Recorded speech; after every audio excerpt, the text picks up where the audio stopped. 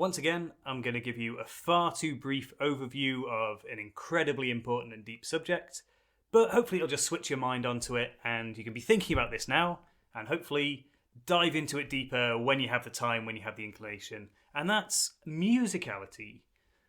To which I mean, really reacting to the music itself, doing that deep listening. We talked about deep critical viewing of your own work when you're filming it, having that same attention, but instead of looking closely at something, listening closely to something. So taking the music that you're working with, those sections that you've got mapped out, taking one section in particular and really breaking it down as you listen to it to what's going on in that piece. Listen to the different instrumentation. Listen to purely the percussion, purely the melody. Listen to each individual instrument and what they're doing. And then using that to inform your routine, to inform your juggling. Perhaps you've got a really, really quick section in that music and your immediate impulse is to go, okay, we're going to hit this as quickly as possible. But listen closer and perhaps there's a particular bass that's hitting much slower than the rest of it. Perhaps there's a string instrument or a part of the percussion which isn't hitting that same quick pace, and instead you can react to that. Finding these different levels and how you can jump between them. Again, this takes a long time to get your head around, and in terms of execution, you can only ever get deeper and deeper. It's like isolation.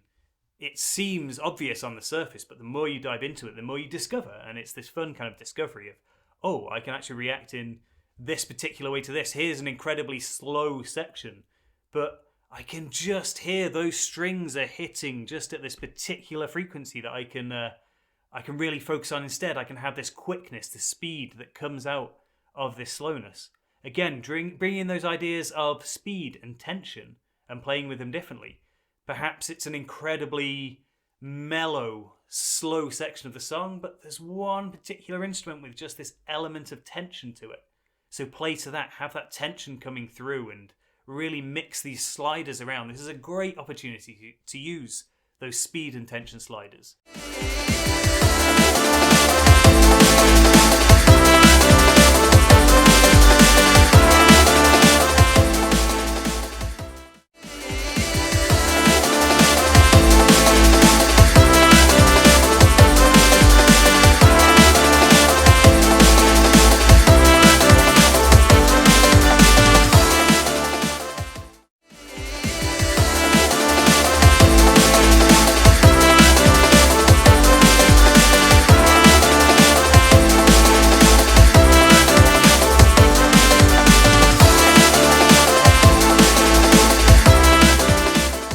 If you want to see really good examples of this playing out, check out people who are dancing in kind of a popping style. It's very minimalist, usually quite restrained style, but it's incredibly focused on musicality, which has a huge, huge element of playing to these very subtle changes in tempo or in volume or in instrumentation. So watch it closely and see what they're doing and how that interacts with the music as well. And try and incorporate that into your own juggling as well. It adds this whole extra element, this whole extra layer on top of what's already going on.